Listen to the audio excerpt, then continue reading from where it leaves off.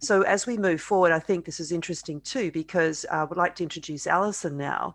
And as we know, back in 2010, Professor Ross Garnaut released the Garnaut Climate Change Review, which outlined in detail what businesses, communities and governments could do to transition to a sustainable, more clean energy future.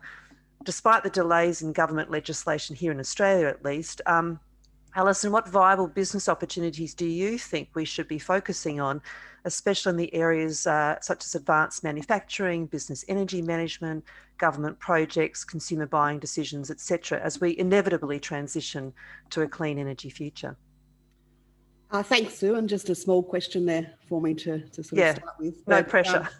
No pressure at all. I mean, it's really interesting when we talk about delays in Australia. I think we're really talking about at the federal government level when we talk about climate and energy policy. I'd actually like to commend the states and local government for their work that they've done around setting targets, creating markets and working with the community. So I think we should always take a sense of optimism when we think about delays, that there has been some great work done. Garnaut did suggest that back in that reform in 2010, that we actually needed to reform income tax and social security to support a transition to a clean energy economy. I'm not sure that we've done that. He also recommended that there was needed to be a massive investment in energy assistance for low-income homes.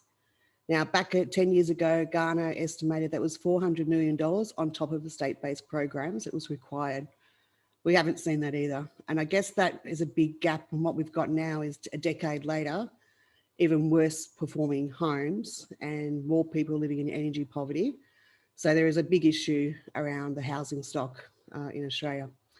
When I think about the viable business opportunities, it's really, it's sort of very consistent with what Carl and Ben has just been speaking about. There is an absolute demand for the manufacturing of renewable energy or energy efficiency products to come from Australia.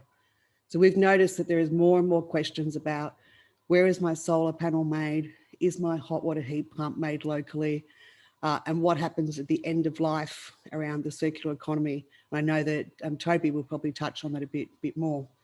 So the focus on, can you manufacture solar back in Australia? What do we do at the end of the life and dispose solar panels? There's a massive opportunity for a recycling industry to tackle that. I know there's some early entrants, but we're probably at the 25-year mark when there will be a lot of solar panels that will need to be replaced. I think there's an opportunity, particularly around the exporting of renewables, with that focus on hydrogen, which is the definite flavour of the month. And if I could be so bold to say, the manufacturing of electric vehicles in Australia would be something that would be amazing. The initiatives that have been done in South Australia around the focus on electric vehicles is really leading edge. They're considering an electric vehicle as a mobile battery, which is really important when we think about the transition to an all-electric home. From businesses, I was sort of thinking that what I like to sort of think that there's opportunities for more peer-to-peer energy sharing between businesses.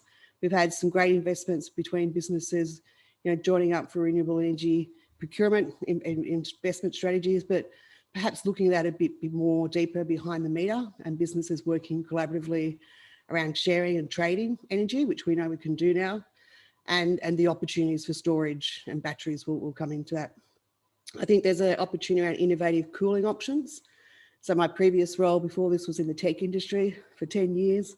I go back to what it was like to look after a data center where 70% of the cost of running a data center was on cooling and keeping the environment in a very pristine condition. So I think there's opportunities for innovative cooling around using recycled water as a cooling methodology. But also moving away to battery as a backup from diesel. So there's some major opportunities that businesses can do as well. In regards to government projects, the most important thing I think is minimum standards for new buildings and for retrofitting homes, and particularly rental properties in that space. So rental properties often get missed out, and we have a lot of people who rent. We're working on a project in the ACT on that at the moment. I know that was also part of the Victorian government's announcements. But there does need to be an opportunity to go back and do the things that maybe have been tarnished by some other programs. And if I mention the pink bats. Insulation is a massive opportunity for energy efficiency.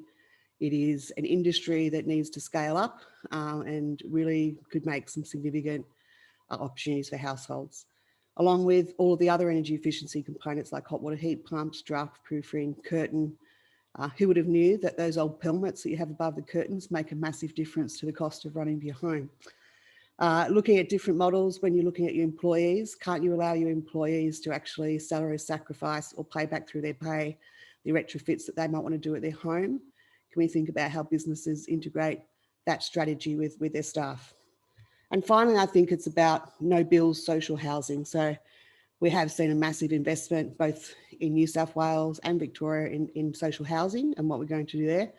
But let's start that with a no bill concept or a flat fee of $20 a month. People know what they can do and design the way that it should run and operate that way. Education and behaviour change are a massive need to do. I don't know anyone who does find their energy bill sexy or even understandable. But we definitely still need continuing energy market retailing reform. So when the electricity sector was privatised in Victoria 20 years ago, I know it's 20 years ago because the Australian Energy Foundation's turned 20 next week, which we were a byproduct of that. It was always intention to have a good competitive market and to make energy cost effective. That hasn't happened. Some of the people we are working with have been paying their energy bill as a standard payment, as almost like treating it as a savings mechanism. I'll pay $50 a month.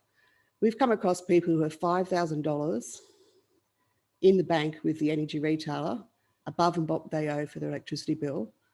So the retailer is earning interest on their cash.